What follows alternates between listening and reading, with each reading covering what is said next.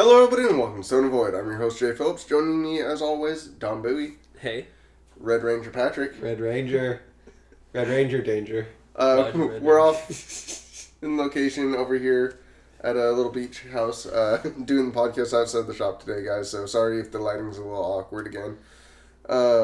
Sorry if we're awkward again. Filming a little bit late today as well. However, we got a lot of stuff to go over today. We even got one of the special envelopes for you guys at the end of the video today. Yeah, show me your address. So definitely stick around and watch that, see what we actually have. Send me stuff. But outside that, we have a few things to talk about. Mainly, we've seen a couple more deck lists come up from more tournaments. Patrick? Oh, yeah, the Italy deck list just came out. So it looks like Necrolance is still a thing. But the ruler count was 3 Xions and 5 Reflector Frains. And one of the Xions actually got first, and one of the other Xions actually got fourth. So 2 out of the 3 made the top 4. So, and then one won the whole thing. For all of the Xion lists, were they... I haven't actually had a chance to see them. What were the Xion lists all the same, or were 2 of them were very similar, doing the Angel combo, and I think, I could be wrong, but I think the one that won actually looked like it didn't really rely on the flip. Like, it looked like it was more about the top card. Just looking at the top card, kind of just planning out. It looked more like a control. Okay. Were they running the 4 blue stones that drew you? Yeah, they ran all 4 blue stones that drew you a card. That's believe. amazing. Was it black control, or was it just blue kind of good stuff? They were. I remember it being odd because I saw them maining 4 Alice's little scouts and no Adam Raleighs in that list. Okay. So I found that very awkward because if I ever played Alice's little scout, I would almost always play Adam Raleigh. Yeah, personally. Unless it was a mono blue deck, but. I mean, that deck is like about card advantage because you're getting so much free draw off of cards that just land you free cards. And it's it's good. Mm-hmm. So yeah, I think it was, it actually had a lot of just random control in it for the most part. And let's see. Were they playing Scorns, Space-Time Anomalies? I think there were a few space-time anomalies. I actually did some research, and it looks like one of the most played cards is Barrier right now. Right. In either main or sideboard. Right. There's usually at least 3 of interchangeably between both. I've seen main a lot and of that. Yeah, I don't know how I feel about that necessarily. So especially in like Collinsville. So it's really funny now because the Wolf... The Blessed Holy Wolf is now being either mainboarded or sideboarded in every deck too, just because of that card. Okay. And I was always considering playing the boat, just because that card's, I think, is really strong right now. But the Golden Hind? Yeah, Golden Hind. I think that card's really strong right now, but I think that the Wolf just, outright destroys you can't play it in that type of meta. Yeah. And then there was also one Hong Long deck list. Arnar Huanglong? Yeah. Were the other Arnar deck list just Necrolance? I think 2 or 3 of them were, and then there was at least one control Arnar. But it wasn't Matchstick, it was something else. Was it the Angel Lucifer combo? I think. Tom Hanks? I can't quite remember. But, I mean, they looked familiar, though. Nothing was super surprising other than the Xion deck that I think got first. The control Xion deck was different. That's pretty cool. Because it's only 5-drop was 1 Arthur. And then it also played Izanagi, the 6-drop that removes 3 things. But were obviously, they playing 1 of, 2 of, 3 of? I'm sorry? How many were they running for Izanagi's? 1. So. That's so cool. Yeah. I think it's really good against quite a few matchups, actually. Yeah. The fact that you can hit resonators and then it returns them to the hand once he's removed, not back to the field. So, I mean, it's kind of at the very least, it's like a time warp, or I'm sorry, an extra turn, even if he gets removed, because you kind of remove their field or really a thing in really tempo them play, yeah. right? Yeah. Okay.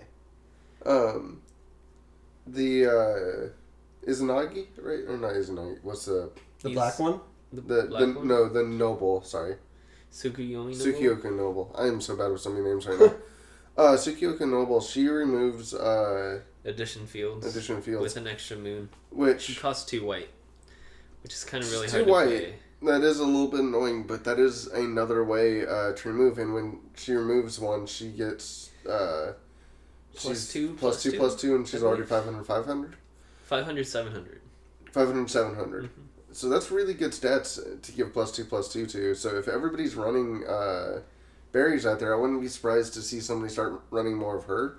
I think Kaguya is going to be very strong, at least if they make it correctly, because Kaguya is very weak to Necrolance, and that is just a prerequisite to... I haven't seen it be too bad against Necrolance. I think the biggest opponent to it is actually Valentina 3.0. Yeah. Is, I think, one of the biggest problems. 2.0. 2.0, sorry. Freeman and Valentina's hers. But that's the biggest problem I think I've seen the deck struggle with. Other than that, Kaguya is actually really strong against aggressive decks that have creatures anyways. It's just like the control matchup is pretty easy. Mm-hmm. Yeah, because Kaguya is the controlliest of the control, right? Yeah. Maybe arguably Reflector Frame, but, you know. Yeah. Matchstick Girl, I don't know. I feel like Matchstick Girl is kind of hard to pull off. There's just so many resources just to get those matches. I feel, that's... It's really interesting that she won. Yeah. Yeah. But, I mean, it's good to see cards like that doing well because that just means that the meta is wide open and we can basically play what we want. It did well because people knew the Necrolance was going to be the dominant deck to beat. That's what I'm saying. It's a prerequisite to get into top 8 is that you have to beat Necrolance decks. Right. Yeah. So now after this aftermath of like Alice clustering the rotation, I feel like this format is really fresh. I was really scared at first with all the Necrolance decks kind of just popping up everywhere. You know, it's still a little dry, but I guess it's better than Alice's World. To be honest, I mean, by the time we were done with the Vegas trip, I was almost kind of excited about even trying to play the Alice's World deck against the other Alice's, because it seems like a very fun deck to play. I mean, like, it's super hard to play. I know that, but no deck right now is as challenging as that Alice's World deck was to play. I didn't even think it was that hard to play, but... You think so? Even, like, control decks, like Kaguya, and, like... Yeah, I feel like the deck in piloting right now has a lot more play to it than the Alice's World deck did. I mean, Morgiana changed so many things, because you just had to pick every nitpick card that you wanted. You had to make sure you had to put the right card on the bottom, because there might be a chance you might not see that card for a while. So you had to make a very precise decision on what you wanted. And you had to play around your opponent, because there's signs out there that are really good against Alice's World, and the smart players played against signs. So you have to make sure there's so many things you have to take into account, because it's a combo deck. So it's got so many weaknesses, yet it can beat all those weaknesses at the same time. I'm just saying it's... Yeah, no, it is a hard deck. I feel like I've played a few more difficult decks. I mean, you played against me playing Alice's World, but there's no... I mean, I had no idea how to run that deck back when we were playtesting that, though. I think it's just like the combination of R&R and Morgiana, because R&R has 6 abilities, and Morgiana just has like... Brainstorm every time. It's just better so much stuff and so much time devoted just to like search through your cards. It's crazy. Yeah, I definitely enjoyed that though, that mechanic. I enjoy those, search through your deck and find the exact thing you need. So I never really felt of it as too much of a challenge. It's more of just something I already want to be doing. Either way, it's kind of sad to see that entire tournament's top 8 only 2 rulers, but still diverse decks is good to see. Yeah, no, to be honest, I feel like that other rulers can make the top 8. Mm-hmm. It's just really about who's piloting it. Because I still think Sylvia has a strong chance. Oh, yeah. Kaguya has a strong chance. Mm-hmm. My money's on Kaguya, personally, but... Yeah, I mean, it's just, like, the top teams. Like, Team Outer World, Team Ogre, and, like, those teams that are just... And just bringing the right deck that beats the... I mean, I guess the luck of the players that you end up playing, you know? Yeah. Like, you might get lucky and play, like, quote-unquote, the easiest matchup each time you're paired up. Yeah, it's all about getting the correct pairing sometimes. That is a very, very true thing about going to tournaments. If you get played against even though your worst matchup, like early on, it can just ruin your whole... rest of the day. If you play against like a nutty Valentina player and you just lose the dice roll and then they just go off on you, it's kind of really hard to go off. And some decks like counter that really well, like R&R with barriers and stuff like that. Some decks just have an easier matchup. You just gotta not go against the decks that are like not meta enough, but just meta enough to beat other decks. Yeah, the tier 2. Yeah. Tier 2 decks. Yeah, those weird rogue tier 2 decks. That's way, it should be fun. At the time that you guys are finally watching this video, you two should probably be already playing in LA, correct? Most likely? Hopefully. Possibly. I'm definitely playing still on the fence. Yeah. And I'll be out of the country no matter what, so it doesn't really matter. He's our number 1 fan, though, so he'll be rooting us on. Jay will be texting us like, hey, how you doing? No, my phone's getting turned off and I'm talking to Jay will you guys find for a way. while. Jay will Texting find a way. overseas. Jay will make a Expensive, Facebook just That too. check up on us. That's right. We do have some other information for the rest of the week. We have a little bit more on the movie situation that's going on, which is pretty cool to actually know the directors now, even if I can't say most of their names. Most notably, we also have the name of the movies, and they're going to be coming out sometime in 2018, is expected one for the first one. It's going to be 6 15-minute shorts to be released in 2018. The first one is going to be called Cthulhu, with probably the most noted director on here, which is Shuhei Mori. I can't say his name. Let Don read it. Moriata. Either way, go ahead and read through that for me. He is the most notably though Tokyo Ghoul director. Yeah, Tokyo Ghoul was a great anime, and like the aesthetics and like the animation of the first season was beautiful, like all the imagery and stuff. His name is Shuhei Morita. Shuhei Mori. There we go. Go ahead and read through the rest of that. Yeah. Go ahead and read through the rest of that list for us. So there's because the second movie up that's going to be is... It's going to be The Monkey King, and the director is Monkey King. Yuichiro Hayashi. Okay. And he did Garo no Kokuin. Not familiar I don't with know that one. Yeah. Yeah. But third one is going to be Zombie by Shinya Suge. Zombie. And he did Shingeki no Bahamut, which is another great anime. And it's kind of popular. I haven't personally watched it. Yeah, no, Fourth one is Pinocchio by Yeah. Kota Mori. Which one of these things is not like the other? Pinocchio mixed with Cthulhu. And fifth is Ram, The Bridge to Lanka, and by Verta Patra Janavin. I think that sounds Indian. It might be like an Indian kind of style. It is the only unique title out of all of these. Yeah. Yeah. So I don't think that's going to be a Japanese studio that does it. It's going to be Zombie. More, yeah. And Ram, the bridge. And the last one is going to be Dragon. And I don't think there's director and character design is Makiko Suzuki. And I wonder if they're going to use a slightly different design aesthetic for each one. they probably will if they're different directors. They're just going to make like different art styles. It also doesn't say anything about them all. I mean, I would assume that they're all going to kind of flow together, carrying an overall story arc. But there isn't anything to necessarily indicate that right now. And with the titles being very dramatic, who knows? Yeah, I don't know. Maybe Alice like travels through all of them. Yeah. We just follow Alice through all the dimensions. Something Oh, like in that. the movies? Yeah. They're not supposed to... They're not going to copy... they're not going to be the same storyline as what's going on in the card game. Right.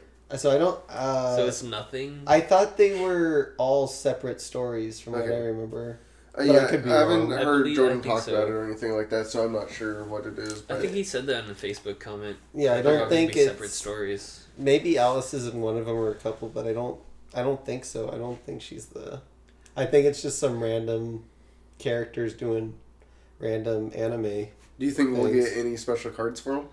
Like on some sort of... Maybe a Vingolf box. He said that there definitely were going to be multiple cards created from this. Oh, really? I didn't series. hear that. Okay. Yeah. Who said that? I think it was Jordan. It was on the Force of Will page. Just like in the comments, I believe. Oh. He hasn't been on the Force of Will hasn't he? comments for Whoever a while. does like the Force of Will, who comments for Force of Will on their Facebook page, which I think is Jordan. Oh, you mean the legit like the U.S. Okay, not Force of the... Will TCG US. Not the group, but the Force of Will. Yeah, okay, the legit page. Okay, sorry. I was thinking of the group. Because he's not on the group anymore. That's kind of sad. Well, yeah, because too many people made him angry.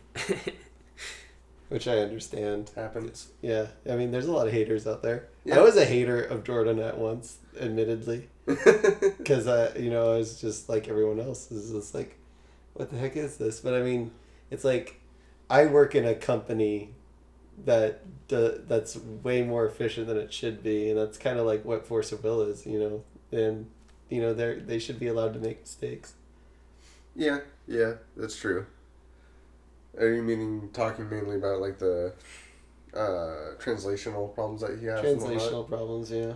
Yeah, I mean, honestly, all that stuff's just kind of fun. It's got to be annoying for them more than anything, especially trying to be at such a large audience.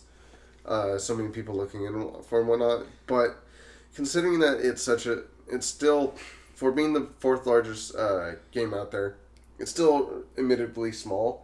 And these small little quirks now, like, they'll be entertaining a couple of years from now when the game gets even bigger. They'll be just like, oh, these little things. And we can joke about them. And things will be titled because of those. And it'll be what carries over eventually. And so it's... You don't want mistakes, but they'll be good for the character of the game. Back in my day, Refrain can use his abilities on both turns. Right? Stuff like that. That will be a thing where we'll talk about that at one point. And new players they'll be like, what, really? That sounds broken. And we're like, it was!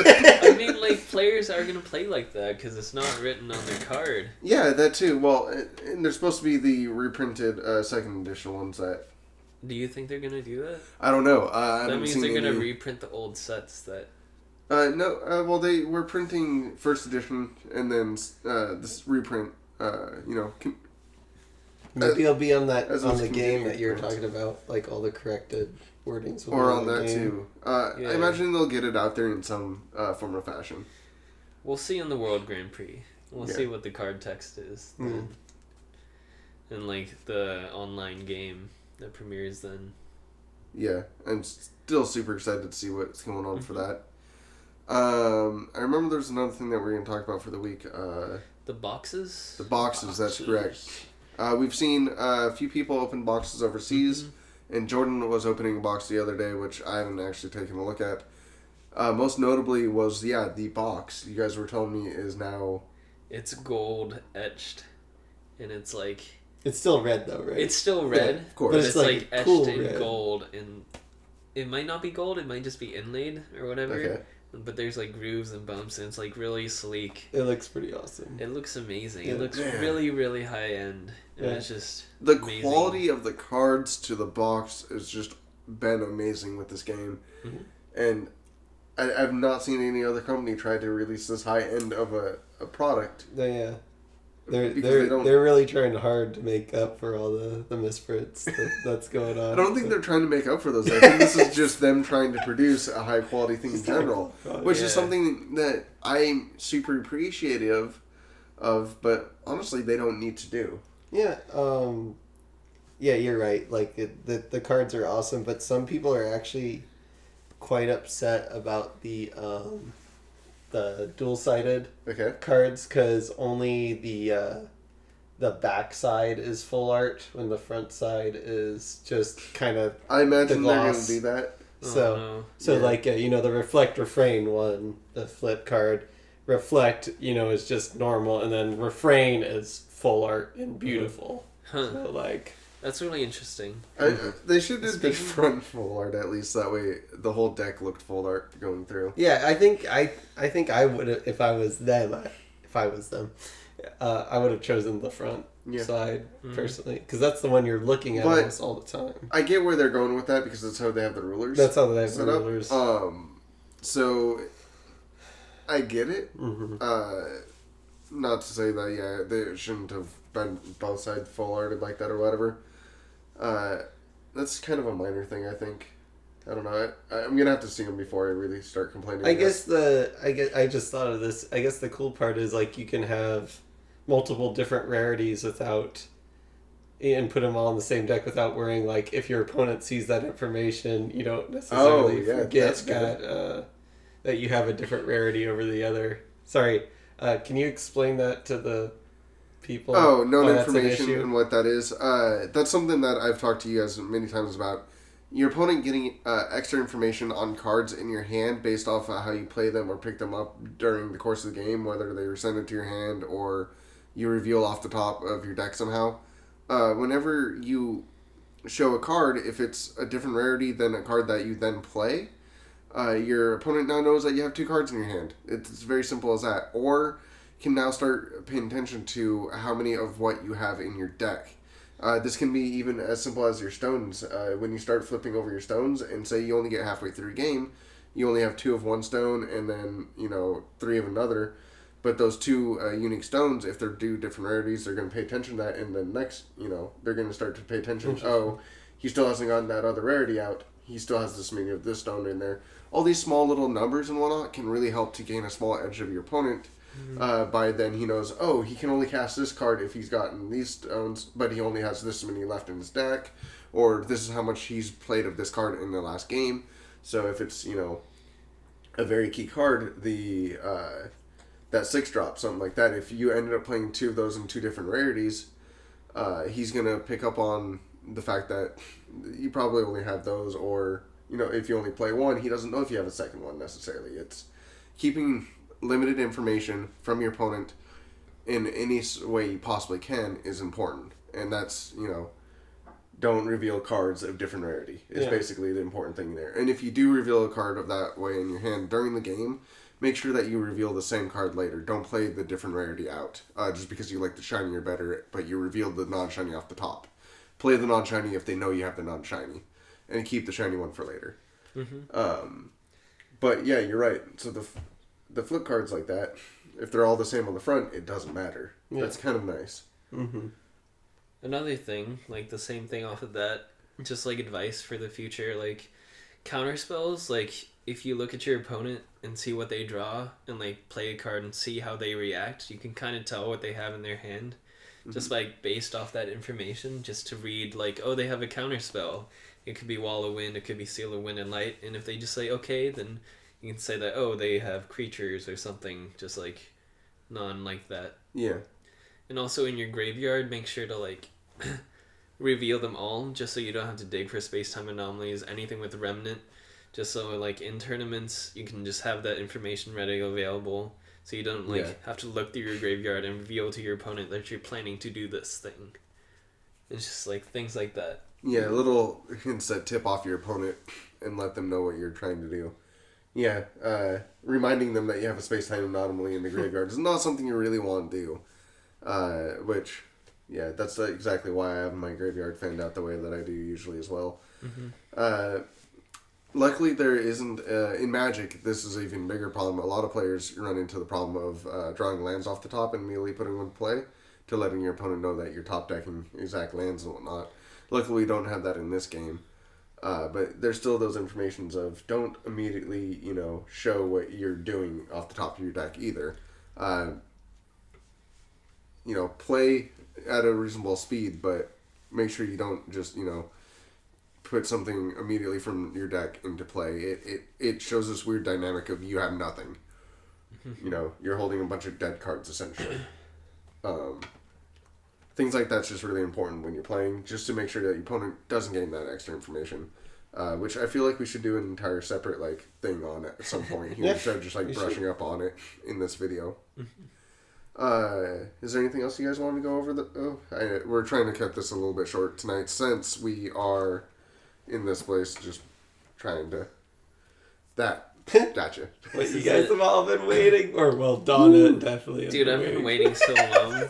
I got this at the beginning of last podcast.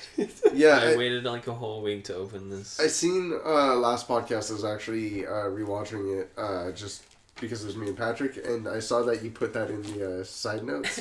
And I was like... Oh. I think I actually want to talk about this for a second. So, from what I've been reading online, it sounds like a lot of people have gotten these for their first time.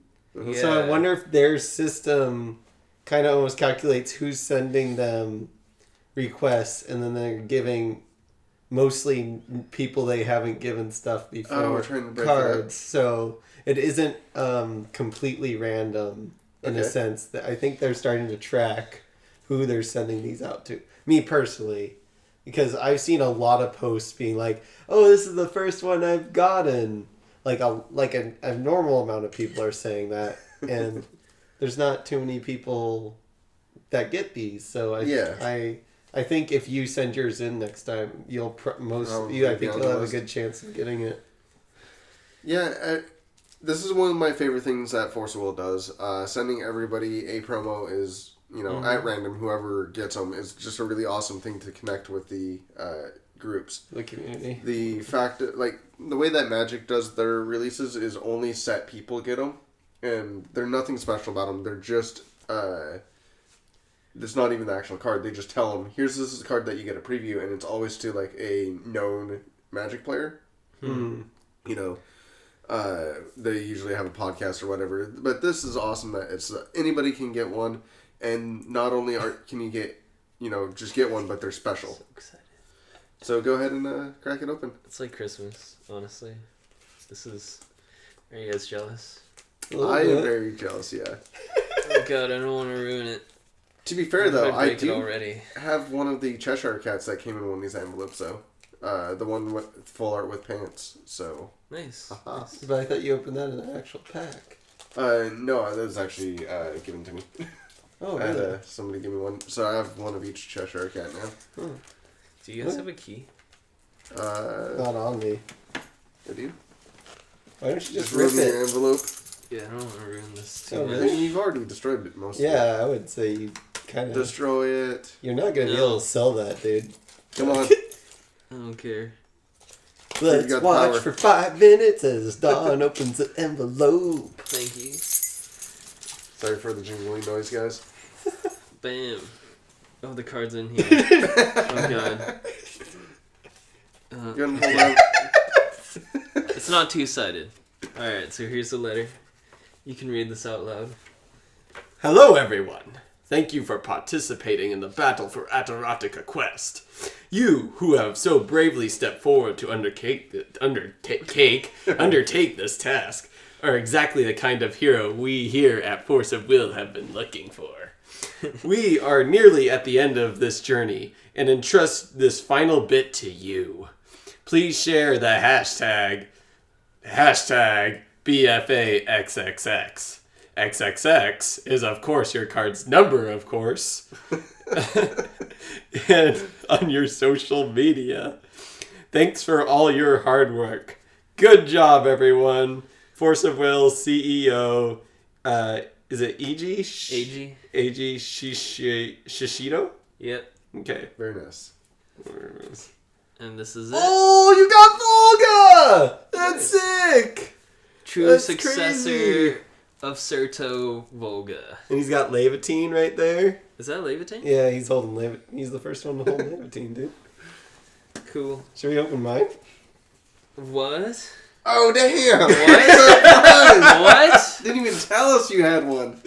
This is terrible. This was such a surprise. Christmas X2. And I don't have one. Should I read my letter? No, it's gonna be something. I'm pretty sure we're good. Here's my letter.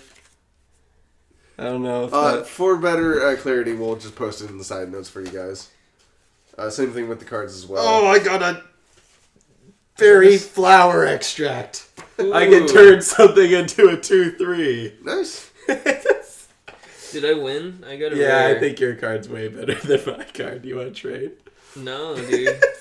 The cool thing about this is the number... Can you put this on social media? I don't know. Yeah, we'll post both of those on the...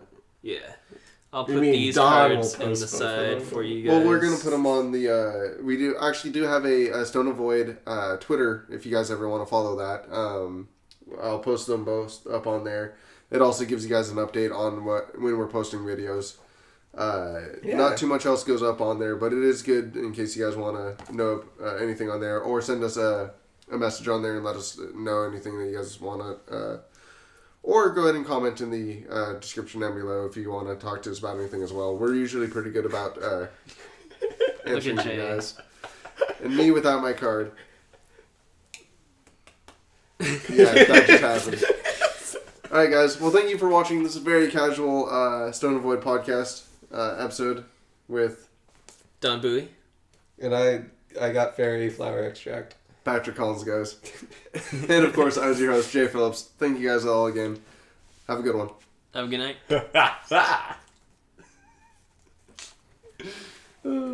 Very nice. Hold that one under us, dude. What the heck?